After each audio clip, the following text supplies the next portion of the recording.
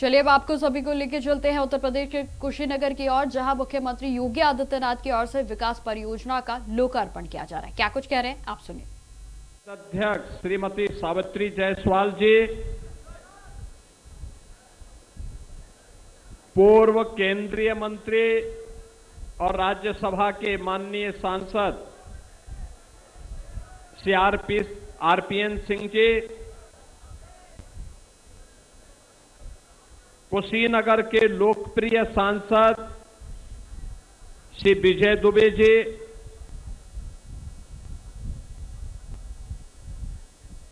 विजय दुबे जी के ही आमंत्रण पर यहां पर उपस्थित गोरखपुर के सांसद पंडित रवि किशन शुक्ला जी,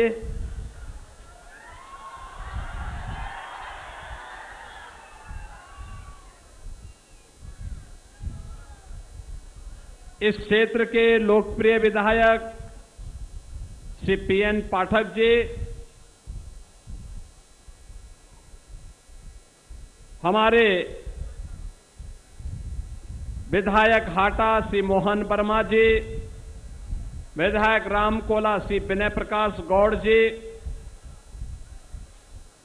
माननीय विधायक खड्डा श्री विवेकानंद पांडे जी, माननीय विधायक पडरौना श्री मनीष जायसवाल जी, माननीय विधायक तमकुही से डॉक्टर असीम कुमार राय जी, माननीय विधायक फाजिल नगर श्री सुरेंद्र कुशवाहा जी, विधान परिषद सदस्य डॉक्टर रतनपाल सिंह जी,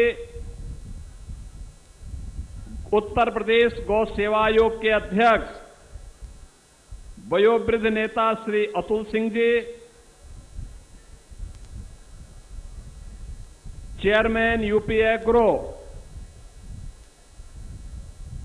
श्री जगदीश मिश्र उर्फ बाल्टी बाबा जी, उपाध्यक्ष उत्तर प्रदेश बीज विकास निगम श्री राजेश्वर सिंह जी, भारतीय जनता पार्टी के जिलाध्यक्ष श्री दुर्गेश राय जी, पिछड़ा वर्ग आयोग के सदस्य फूलवदन कुशवाहा जी, नगर पालिका कुशीनगर की अध्यक्ष श्रीमती किरण जायसवाल जी, युवा ब्लॉक प्रमुख श्री विशाल सिंह जी, श्रीमती आरजू राव जी, श्रीमती रंजना पासवान जी, आशुतोष सिंह जी, नगर पंचायतों के हमारे अध्यक्षगण श्रीमती सुनीता देवी जी, नौरंग सिंह जी,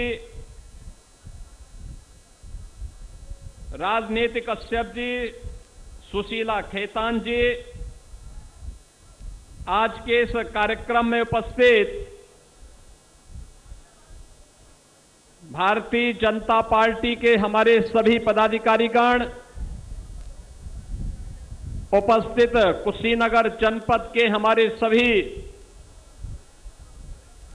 बहन और भाइयों,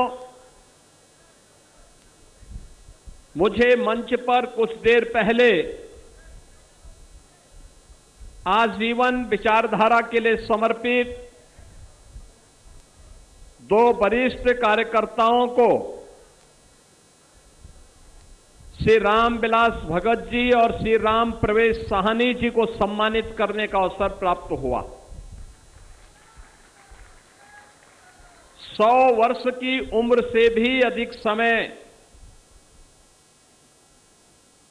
एक विचारधारा के साथ, मूल्यों और सिद्धांतों के साथ जुड़ करके उन्होंने अपना पूरा जीवन समर्पित किया और मौसम की विपरीत परिस्थितियों के बावजूद कुशीनगर के टेकवाटार में आयोजित आज के इस कार्यक्रम में वे सहभागी बने। मुझे उन दोनों वरिष्ठ कार्यकर्ताओं का अभिनंदन करते हुए आनंद की अनुभूति हुई। बहनों और भाइयों, आज जब मैं कुशीनगर में आया हूं, रामायण कालीन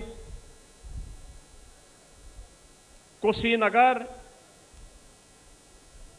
भगवान बुद्ध और भगवान महावीर की महापरिनिर्वाण स्थली के रूप में जगविख्यात तमाम संभावनाओं को अपने साथ समेटे हुए अत्यंत उर्वरा भूमि के रूप में, पर्याप्त जल संसाधन के रूप में, अनंत संभावनाओं को लेकर के चलने वाली कुशीनगर जनपद की इस पावन धरा को मैं कोटि कोटि नमन करते हुए आप सभी का मैं अभिनंदन करता हूं।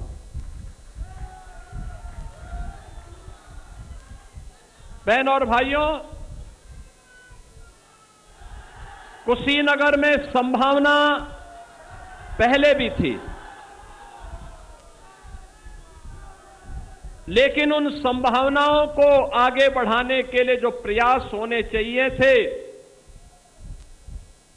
उस प्रयास के लिए शासन की ईमानदारी और उसकी इच्छा शक्ति हमेशा कमजोर दिखती थी। कुशीनगर सब कुछ होने के बावजूद पिछड़ेपन के लिए, पलायन के लिए,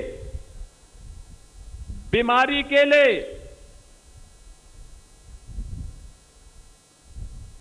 इन्हीं सब का एक केंद्र बनकर के रह गया था। मैं जब मंच पे आ रहा था तो मुझे 2 बच्चों का अन्नप्राशन कराने का अवसर प्राप्त हुआ और सभी लोग मेरे साथ जनप्रतिनिधि थे। जब हम लोग कार्यक्रम में आए उस समय दोनों बच्चे रो रहे थे। मैं जैसे उनके पास गया, उन्होंने रोना बंद किया और उसमें से एक बच्चे ने तो हंसना प्रारंभ कर दिया। अन्नप्राशन के बाद उन दोनों के मन में एक नई खुशी थी, एक नया विश्वास और एक नया उत्साह था। ये उत्साह अपने भविष्य के लिए भी